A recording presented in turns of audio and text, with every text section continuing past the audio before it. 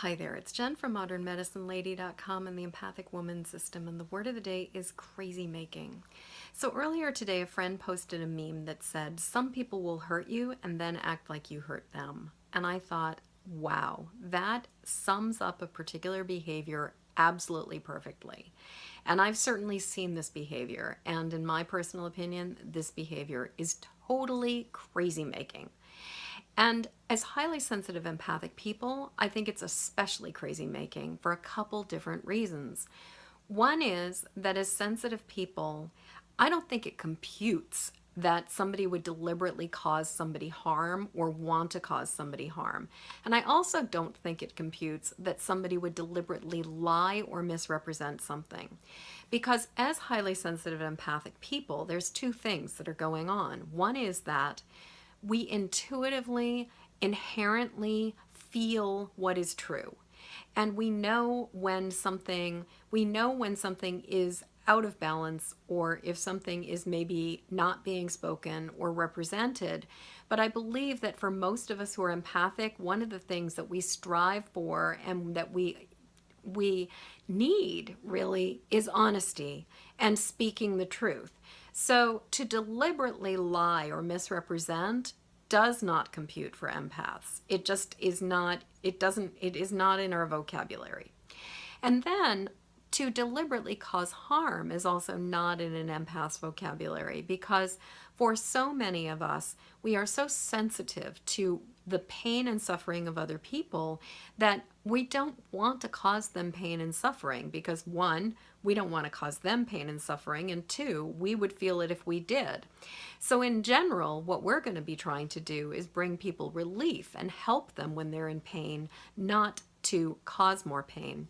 So when we encounter a person who is kind of on the opposite of this, who is deliberately causing pain, it can be really crazy making, and it can also not make any sense.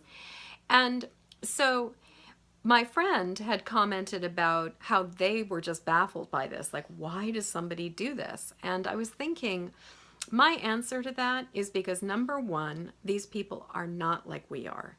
They do not necessarily feel the pain and suffering of the world around them, and they're not impacted by how their behavior affects other people in the same way that those of us who are empathic do. And so it's much easier to cause harm and pain when you don't feel it coming back at you.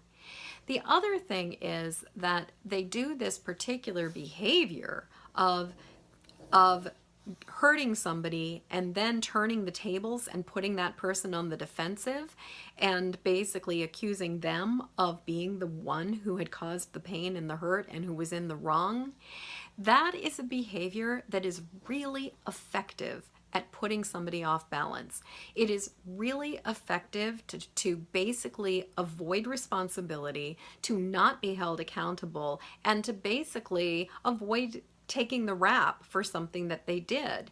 And so as long as the person who has been harmed is in a position of being off balance and confused and perplexed and confused, I think I just said confused, but it was worthy of two times.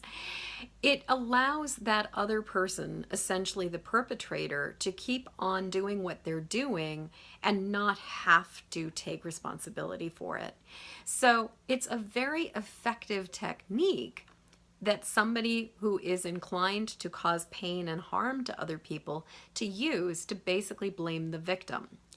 Now, one of the biggest challenges, and the thing that I think is one of the most crazy making aspects of this, is that because it does not compute for those of us who are highly sensitive and empathic, a lot of the time what we will do is we will keep putting that bucket down into that dry well and expecting closure, expecting that person to suddenly have like a life-changing epiphany where they suddenly are willing to take responsibility for their shit and own it and claim it and acknowledge that they caused us harm.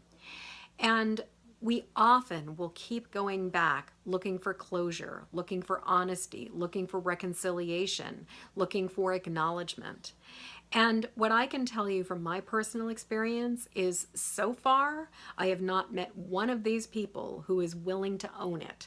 I pretty much have discovered that when you encounter a person like this, You can pretty much kiss any reality goodbye.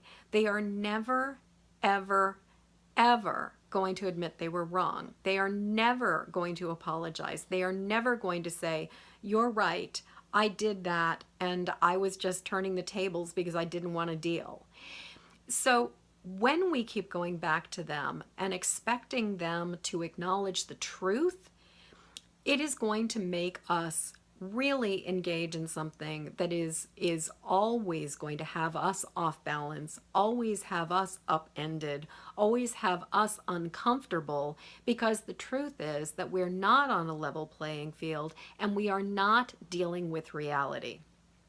And so, in my personal opinion, one of the most important things that we can do is acknowledge this for what it is and stop trying to get the crazy making person to behave as if they are anything other than what they are, to cut our losses, to accept them for who they are, and then to act accordingly, to step away, to seek validation from people who can acknowledge it and give us validation, but to not look to the person who's blaming us for their bad behavior to suddenly come around and acknowledge it.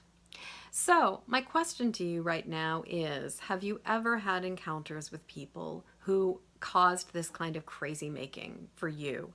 Have you ever had people who have harmed you or hurt you or been just mean and doing unfair and inappropriate things, and then turned the tables and accused you of stuff and basically tried to put you on the defensive?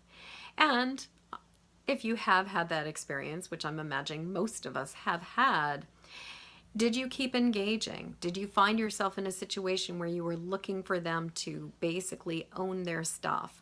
Or did you cut your losses? And if you're still in this kind of a situation right now, how are you dealing with it? And are you open to the possibility that it might be time to cut your losses and stop looking to them to be ready or willing to take responsibility for stuff they're not going to own? So I would love to hear what you have to say about all of this. Please leave a comment below. And until next word of the day, I am wishing you peace. I'm wishing you ease. And I am wishing you that ability to recognize crazy making way early on in the process and to step away from any of that engagement, because it's a no-win situation in my personal opinion. So in the meantime, please go subscribe to my YouTube channel, Jennifer Moore, Modern Medicine Lady, and also I will be eternally grateful for your help to get this video out into the world. So please like it, please share it, and please pass it along to other people who find it useful. Thank you so much, and until tomorrow, peace.